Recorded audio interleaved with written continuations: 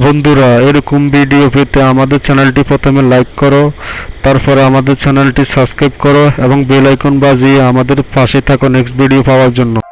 Hello বন্ধুরা, কেমন আছো তোমরা সবাই? আশা করি অনেক ভালো আছো। তো টাইটেল এবং ডিসক্রিপশন দেখে তোমরা বুঝতে পেরেছো আজকে ভিডিওতে কি চলবে। তো চলুন শুরু করি। তো প্রথমে আমরা কি করব, এখানে শেয়ার একটি অপশন আছে, এখানে ক্লিক করব। ক্লিক করার পর এখানে পিকচারটি ক্লিক করবেন। তো ক্লিক করার পর আমরা হাই লেভেলের একটি ফটো এডিটিং তৈরি করব। তো এই ফটোটিকে আমরা কীভাবে গোলা থেকে অরিজিনালভাবে এইচডিতে রূপান্তর করব।